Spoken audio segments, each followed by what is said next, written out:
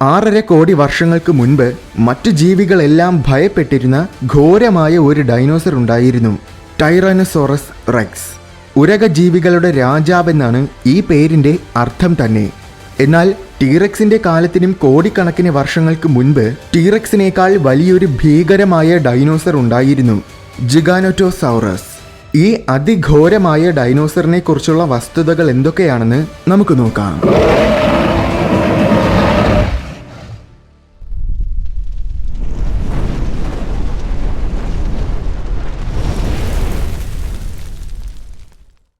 കരയിൽ ജീവിച്ചിരുന്ന മാംസഭുക്കുകളായ ഡൈനോസറുകളിൽ വെച്ച് ഏറ്റവും ഘോരമായ വലിയ ഡൈനോസർ ഏതാണെന്ന് ചോദിച്ചാൽ പെട്ടെന്ന് നമുക്ക് ഓർമ്മ വരുന്നത് ടീറക്സിനെ ആയിരിക്കും. എന്നാൽ അതിനേക്കാൾ വലുതായിരുന്നു ജിഗാനോറ്റോസൗറസ്. 1993 ആദ്യമായിട്ട് അർജന്റീനയിൽ നിന്നും ജിഗാനോറ്റോസൗറസിന്റെ ഫോസിൽ കണ്ടെത്തിയത്.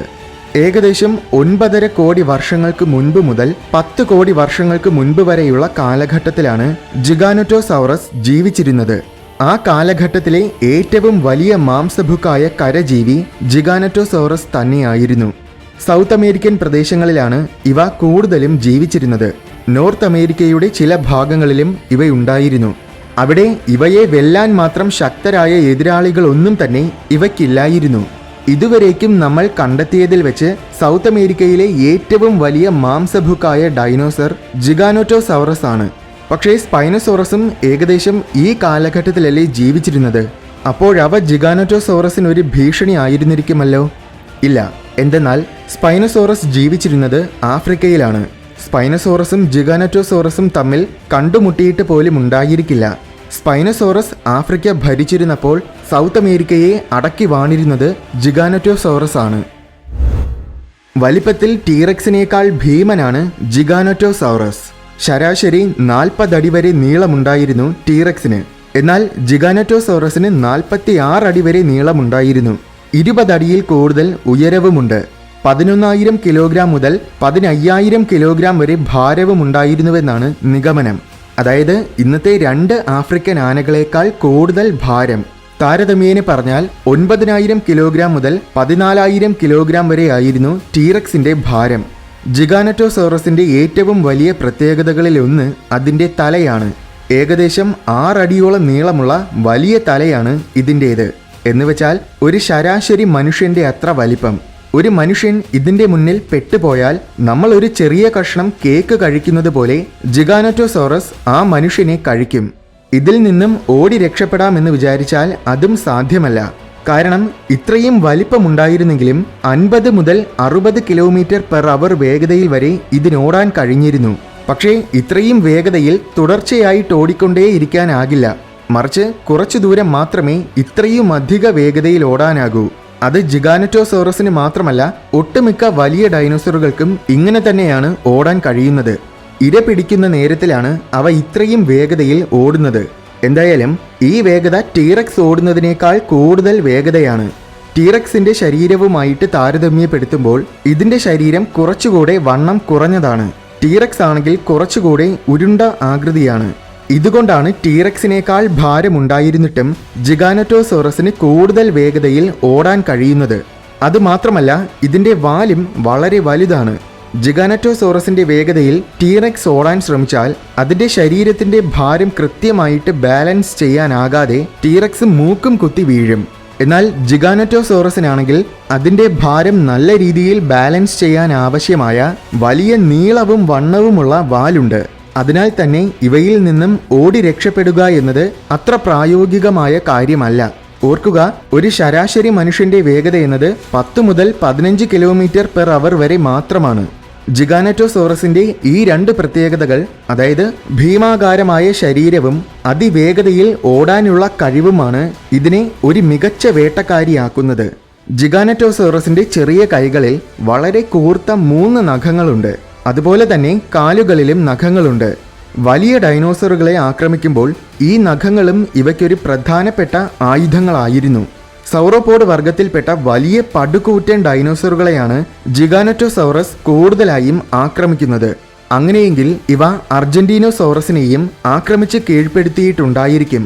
ഇതുവരേക്കും നമ്മൾ കണ്ടെത്തിയിട്ടുള്ളതിൽ വെച്ച് ഏറ്റവും വലിയ ഡൈനോസറാണ് അർജന്റീനോസൗറസ്. 10 കോടി വർഷങ്ങൾക്ക് മുൻപ് മുതൽ 8.5 കോടി വർഷങ്ങൾക്ക് മുൻപ് വരെയുള്ള കാലഘട്ടത്തിൽ സൗത്ത് അമേരിക്കൻ പ്രദേശങ്ങളിലാണ് ഇവയും ജീവിച്ചിരുന്നത്. അതായത് ജിഗാനറ്റോസോറസ് ജീവിച്ചിരുന്ന കാലഘട്ടത്തിൽ 1,00,000 കിലോഗ്രാമിലേറെ ഭാരമുണ്ടായിരുന്ന അർജന്റീനോസൗറസിനെ പോലും ജിഗാനറ്റോസൗറസ് കീഴ്പ്പെടുത്തിയിരുന്നു. പക്ഷേ ഇവ വേട്ടയാടുന്നത് ഒറ്റയ്ക്കല്ല. സാധാരണ മറ്റ് വലിയ മാംസഭുക്കുകളായ ഡൈനോസറുകളെ പോലെ ജിഗാനറ്റോസോറസും കൂട്ടം ചേർന്നാണ് ഇര പിടിക്കുന്നത്. അതുകൊണ്ടാണ് ഇവയ്ക്ക് അർജന്റീനോസൗറസിനെ പോലെയുള്ള വലിയ ഡൈനോസറിനെ പോലും വീഴ്ത്താനാകുന്നത്. ജിഗാനറ്റോസൗറസിന്റെ അതിഭീമൻ ശരീരം വെച്ച് നോക്കുമ്പോൾ അതിന്റെ തലച്ചോറ് തീരെ ചെറുതാണ്. ചെറുതെന്ന് പറയുമ്പോൾ 200 ഗ്രാം ഭാരത്തിനുള്ളിലായിരുന്നു തലച്ചോറിന്റെ ഭാരം. അതായത് ചെറിയൊരു വാഴപ്പഴത്തിന്റെ അത്ര വലിപ്പം പോലും ഉണ്ടായിരുന്നില്ല. അതിനാൽ തന്നെ ബുദ്ധിയും വളരെ കുറവാണ്. ഇരകളെ വലിയ രീതിയിൽ പ്ലാൻ ചെയ്ത് ആക്രമിക്കാനും സാഹചര്യത്തിനനുസരിച്ച് തന്ത്രപരമായിട്ട് വേട്ടയാടാനുമൊന്നും ഇവയ്ക്ക് കഴിഞ്ഞിരുന്നില്ല. ജിഗാനറ്റോസൗറസിനെ അപേക്ഷിച്ച് ടീറക്സ് ഒരു ബുദ്ധിശാലിയായിരുന്നു. ജിഗാനറ്റോസൗറസിന്റെ വലിപ്പം കൂടിയ ഭീമൻ തലയുടെ വലിയൊരു ശതമാനവും വായാണ്. വായ്ക്കകത്ത് വളരെ കൂർത്ത് വളഞ്ഞ 80ഓളം പല്ലുകൾ ഉണ്ടായിരുന്നു. ഓരോ പല്ലിനും ഏകദേശം 9 ഇഞ്ചോളം വലിപ്പമുണ്ട്. കൂർത്ത് വളഞ്ഞ പല്ലുകളുടെ വശങ്ങൾ അരം പോലെയാണ്. അതുപോലെ തന്നെ ഇവയുടെ കടിശക്തിക്ക് ഏകദേശം 2000 കിലോഗ്രാം ഭാരത്തിന്റെ അത്ര സമ്മർദ്ദമുണ്ട്. ചുരുക്കി പറഞ്ഞാൽ ഇരകളുടെ ശരീരത്തിൽ നിന്നും ചത കടിച്ചു കീറാൻ പറ്റിയ പല്ലുകളും വായുമാണ് ജിഗാനറ്റോസോറസിനുള്ളത്. ശരിക്കും ഇവ ഇങ്ങനെ കടിച്ചു കീറുമ്പോൾ രക്തം വാർന്നാണ് അർജന്റീനോസൗറസിനെ പോലെയുള്ള ബൃഹത്തായ ഭീമൻ ഡൈനോസറുകൾ നിലം പതിക്കുന്നത്. എന്നാൽ ഇതേ സ്ഥാനത്ത് ടീറക്സിനാണെങ്കിൽ അവയുടെ പല്ലുകൾ ഇത്രത്തോളം കൂർത്തതല്ല. പക്ഷേ പല്ലുകൾക്ക് കട്ടി വളരെ കൂടുതലാണ്. അതുപോലെ തന്നെ നീളവും ഏകദേശം 30 സെന്റിമീറ്ററോളം നീളമുണ്ടായിരുന്നു ഇവയുടെ പല്ലുകൾക്ക്. അതുമാത്രമല്ല ടീറക്സിന്റെ കഴുത്തിലുള്ള പേശികൾ വളരെ കട്ടി കൂടിയതും ശക്തവുമാണ്. അതിനാൽ തന്നെ ഏകദേശം 6000 കിലോഗ്രാം ഭാരത്തിന്റെ അത്ര സമ്മർദ്ദമുണ്ടായിരുന്നു ടീറക്സിന്റെ ഒരു കടിക്ക്. അതായത് ചുരുക്കി പറഞ്ഞാൽ ഇരകളുടെ എല്ലുകൾ വരെ തകർക്കാൻ മാത്രം ശക്തമായിരുന്നു ടീറക്സിന്റെ പല്ലുകൾ. മറ്റൊരു രീതിയിൽ പറഞ്ഞാൽ ജിഗാനറ്റോസൗറസിന്റെ പല്ലുകൾ എന്തിനേയും മുറിക്കാൻ കഴിയുന്ന വളരെ മൂർച്ചയേറിയ വാള് പോലെ ആയിരുന്നെങ്കിൽ ടീറക്സിന്റെ പല്ലുകൾ എന്തിനേയും തകർത്ത് തവിട് പൊടിയാക്കുന്ന വലിയ ക്രഷർ പോലെയാണ്. ജിഗാനറ്റോസൗറസ് നശിച്ചതിനു ശേഷമാണ് ടീറക്സ് ഭൂമിയിൽ രൂപം കൊണ്ടത്. അതിനാൽ തന്നെ ഇവ തമ്മിൽ ഒരിക്കലും കണ്ടുമുട്ടിയിരുന്നില്ല. ഒരുപക്ഷെ ജിഗാനറ്റോസൗറസിന്റെ ഏതെങ്കിലും വകഭേദത്തിൽപ്പെട്ട ഡൈനോസറുകളെ ടീറക്സ് ആക്രമിച്ചിട്ടുണ്ടായിരിക്കാം. എന്തായാലും ഒരു ടീറക്സും ജിഗാനറ്റോസോറസും തമ്മിൽ യുദ്ധം ചെയ്താൽ ആരായിരിക്കും ജയിക്കുക? ടീറക്സിനെ അപേക്ഷിച്ച് ജിഗാനറ്റോസോറസിന്റെ ഒരേയൊരു നേട്ടമെന്നത് അതിന്റെ വലിപ്പവും ഭാരവുമാണ്. എന്നാൽ ടീറക്സിനാണെങ്കിൽ കടിശക്തിയും ബുദ്ധിയും പേശികളും ജിഗാനറ്റോസൗറസിനേക്കാൾ വളരെ കൂടുതലാണ്. ജിഗാനറ്റോസോറസിന്റെ 3 മടങ്ങോളം കടിശക്തിയുണ്ട് ടീറക്സിന്. ഇതിനു പുറമെ ടീറക്സിന്റെ പല്ലുകളിൽ ഒരു തരം വിഷമുണ്ട്. അപ്പോൾ ടീറക്സിന്റെ ആക്രമണത്തിൽ നിന്നും തൽക്കാലം രക്ഷപ്പെടാനായാലും അതിന്റെ ഒരു കടി കിട്ടിയിട്ടുണ്ടെങ്കിൽ കുറച്ച് ദിവസങ്ങൾക്കുള്ളിൽ തന്നെ കടി കൊള്ളുന്ന ജീവി മരിക്കും. ഈ കാര്യങ്ങളെല്ലാം ഒരുമിച്ച് നോക്കുമ്പോൾ ജിഗാനറ്റോസോറസും ടീറക്സും തമ്മിൽ യുദ്ധം ചെയ്താൽ ജയിക്കാൻ കൂടുതൽ സാധ്യതയുള്ളത് ടീറക്സിനാണ്.